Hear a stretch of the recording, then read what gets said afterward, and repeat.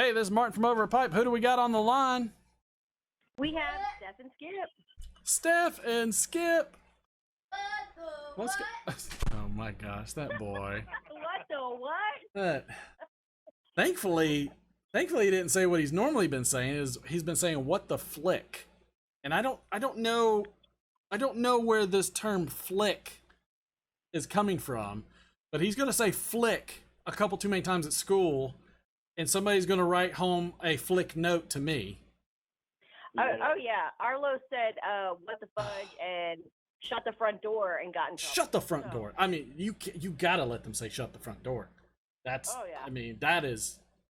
I mean, I'm okay if my kid gets in trouble for saying shut the front door. But what the flick is? I don't know why. I don't know why that's even a thing. No, my son got in trouble for saying farty fart fart fart because they don't. That was in second grade. And I was like, "Oh, I'm sorry, but he doesn't know the word flatulence. What am I supposed to do? It's kind of funny." Oh my God. I mean, but you know, that's people just need to lighten up. Amen. God, just lighten up. I tell you one thing. I went to buy fireworks today and saw a multitude of Georgians with no masks and was kind of like, okay, all right. And then I saw like 25% had masks on. I had my mask on, I looked great in it, obviously, like everybody else does.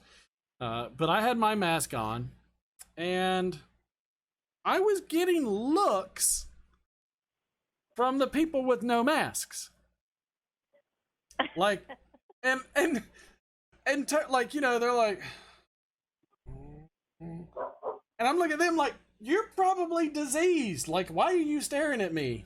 It's like what? Like, why am I getting stared at for where I'm like, there's 25% of us probably wearing the masks. And I'm like, really? The worst ones were like the couples or the groups where like one or two in the group or one of the two in the couple had a mask on, the other one didn't. Right. That's genius. That's rocket science at its finest right there. Like, all right, I'm not gonna get it. I'm not gonna give it. But my husband, apparently he's a giver. Well, he's a giver. We went to a bar when we first came out to El Paso to look for a house, and there were people wearing masks that were taking them off one ear to smoke a cigarette and drink their drink, and then putting them back on. And I'm like, really? You're sitting like 6 feet, 3-4 tables away from everybody else, but you're smoking and drinking. Why are you putting your mask back on? I mean, yeah. I mean, at that point, load up, man. It's crazy because in Houston, I didn't see, but maybe, like you were saying, about 25% wearing masks. Right. Right. Doing it. Here in El Paso, everyone wears masks. So if I take mine off or put it below my nose because I can't breathe, everybody gives me dirty looks. Right. Yeah. Typing Piper said, when the guy doesn't wear the mask, he's cheating. In this day and age, I mean, I'd be curious what like the dating sites are like. Like, do you have to have, if you're swiping right or left or whatever it is, do you have to have like one picture with a mask and one without? I mean, like, I don't even know what the swiping thing means. That's like all the online dating stuff. Like like when you look at somebody's picture or something like that, like, and they have a mask on. I mean, are you really rolling the dice? Are you saying, hey, this is a safe bet, or are you saying, God, you just better not take that mask off? Like, like what kind of dating scenario are you in? I don't know. I couldn't even fathom. I can't even meme, so I have no idea. Yeah, I haven't done a lot of memeing. My high school students made a meme of me once. Nice. It was actually pretty cool. It was like that musician saying no to something and then thumbs upping to Miss Kane. So they liked me. Right. Like, yeah. I came home and told my kids, I'm a meme, and they're like, yeah. I'm a meme. And they're like, that's cool, Mom. And I was like, but it was cool for 5 minutes. I have hit the pinnacle. I have made it. I have made it there. I have been memed. We have missed you. We have missed you so much, brother. But we've been Missed you. packing and moving and. Yes, tell us what's been going on.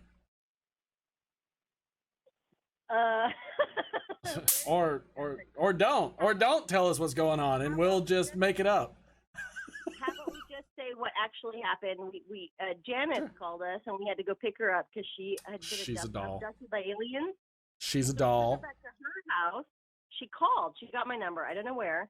She called me, and so we had to come to El Paso, and we picked her up. And then while we were here, since Skip's company is pretty much oil-based and the whole COVID thing, Right. they That's said, right. "Hey, you want to go?" And he said, "Sure. Give me some extra money. I'm just gonna bail out. See you later, Tater." Right? So we came out here and picked her up, and now she's gone. I guess she said she was gonna pack a bag, and aliens were coming back from her she's been for her. I don't know. hanging out with them drunk aliens that keep crash landing up in Roswell. I guess. I mean, she like that. That lady. Like, I mean, she's got to call back in one day because I still want to get. I mean, I've got Sasquatch. I've got Mothman. I mean, there's a long parade of questions I have for this lady, and so I'm dying for her to call back in at some point. If she can pull herself away from the vodka and bridge club. Yeah. If we ever see her again, we'll definitely tell her to call you. Please. But, Please. we actually took this opportunity to move to El Paso, so we are no longer in the Houston area. Isn't that where Garbage Man is? Yes, we went. Yes. Mel Harris. He hosted the El Paso Pipe Club meeting last night, and we went over to his house. Nice. Everybody wore masks. Everybody did elbow. No, I'm totally lying. Everybody did elbow touches. No hugging, shaking hands. No sharing tobacco. Right. No the elbow bump. No showing each other pipes, nothing like that. Unless you have like psoriasis or something, and or you got ugly ashy elbows, you're probably not elbow bumping. But so we're. But it was great. Yeah, Skip and I grew up here.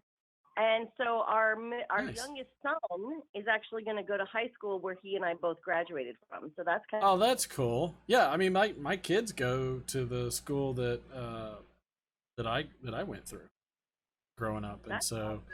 and But what the thing is, I saw some punk rock kids on the street the other day, and they dressed exactly the way me and my friends dressed in the 90s. right? The Nice. same way Skip and his buddies dressed in the 80s. So I'm saying El Paso really doesn't change very fast, except for buildings and houses. We got Right, so much yeah. more here than we ever had, but the people are pretty much the same. See, I have because we had family that were over in, or my wife's parents. They were over in Round Rock, just south of Austin, I think it is. And there's a couple things I miss over there. One, I miss Rudy's, which is a gas station that has great barbecue. And the second thing I miss is the HEBs. Okay, Oh, right. okay, we don't have HEBs here. Okay. El Paso is like 6 hours from Austin, 7 hours. I From believe Austin, it. and 14 hours from Houston. And we're Good still in God. the state. Yeah. Well, I mean, there's a reason they say they do it bigger in Texas. Amen. Okay, Skip said he needed to say something. Say it, Skip. HEB grocery stores are really cool. Yeah, they're amazing. Oh We don't yeah, have any in El Paso. yeah. We I have- mean, what do we have King Foods in Albertsons. Food King in Albertsons. Food Kings. Yeah. We found a really good place to get some Chileno. Mexican food. Oh, Yes. I mean, you can't go wrong with some good. That's one of the things that I'm missing right now because I have only cooked since this whole thing has happened. We have went out to eat 2 times, and that was 2 or 3 times. One was Texas Roadhouse. That was a disaster. Second was Papados. No, Papacitos. Because of course my father-in-law over there in Texas. I mean, you gotta love Papados and Papacitos since they're out of Dallas, brothers out of Dallas, Greek brothers out of. I get to hear the whole story. And then I can't remember the third place. Third place must have been really, really bad. But I miss all the different foods that my wife and I used to get. We used to love getting sushi and Mexican food and China, you name it. But now it's Not quite sure if I want to go there. And the place that I do want to go to is the little truck stop guys that are on the side of like the gas station that are like doing the boiled peanuts out the back of a pretty sketchy van kind of thing. Just because I'm in open air and I just for some reason feel safer. Boiled peanuts are wonderful. I love those things. They're delish. They're so great. I mean, Georgia is really the peanut state. Don't let anybody kid you. Like, if anybody doesn't know, Georgia produces the most peanuts. We're not the peach state. I thought that Virginia is calling itself the peanut state. I think it does, but Georgia's always called itself the peach state. And to be honest, I think South Carolina really is the peach state. I get probably most of the really good peaches we've ever got, and I have family over South Carolina too. Like, is out of South Carolina. You can't find a peach field in Georgia, really. Like, it's all peanuts. Anytime anyone says peaches, I'll automatically, I think peaches come in a can. They will put their brand in a factory downtown. Right. That's one of the first songs I taught my son. So, you know. But I mean, like, millions of peaches. But that's you know. But people just don't like Georgia's not the peach state. I know it's our emblem and all that stuff. We're really the peanut state. I don't know. Let's move on. Let's go ahead and tell everybody we've changed flags. We're tearing down statues. Can we please stop the insanity of calling us the peach state? Why can't we all get a bong? I mean, a long. It's craziness. A funny thing is when we moved in, we had the cable guy come, and there was a actual weed pipe with resin in it in one of our little outlet things outside where they hook the cable up in the wire little containers. It was hilarious. And then he's sitting down in our living room trying to hook up like our, Wi-Fi box and whatnot. And our box, the only thing that we actually brought with us was a couple of like TV monitors and our blow-up mattresses and, the animals and the kids, Right. And a box of pipe. And so it says pipe real big on it. And right after he found that, I had to go in and tell him, those pipes are for tobacco. We don't smoke weed. Because he just looked at me and shook his head like, okay, sure. I mean, once you start finding drug paraphernalia in your house or wherever you live, it's time to go ahead and take the drywall out and either see who's back there or if Johny Depp was living there and you just got mounds of cash. At that point, let's just pull the drywall out. We just, we do it. Like, Skip, he knows how to deal with oil. He knows how to drill pilot holes. We'll find some. That's scary for me. We just had someone come in and spray. We're good. I don't want to know what's in the drywall. We're good. Our inspector did not catch any THC in the air.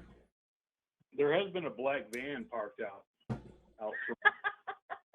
I mean, sounds like some sketchy stuff there. Oh, we've got Aristocob in the house. Hey, man, we're loading it up. People are coming in and out, man. All right, so we will let you go. Well, hold on. You missed the whiteboard, so you guys got to try to spin the wheel. This is going to happen. So you've got to answer a trivia question, and I'm going to send you a prize. And that one was a good one. No, that wasn't a good one. That was a stupid one. That was a good one. Let's see. Before we spin the wheel, you have to know that we're all camping out right now. I don't have art supplies. I can't draw anything. Well, I mean, blow up mattresses and that's the most basic. We don't have anything here yet. I'm just gonna send you tobacco. Look, I'm gonna send you tobacco, and on the wheel there is a slice for one of these by Blackett, Larry L. Blackett, who, which I mean. Steph, you're gonna love this guy. So Larry Blackett makes pewter buttons for like. I have seen those. Oh, so cool. They're amazing. And so he made a whole bunch of, well, not a whole bunch, but he made like 6 pewter tampers for Phil from Briar Report. And so so they're on there. They're on the pie, and oh god, and they're super freaking heavy because I think it broke my stream deck. I don't know.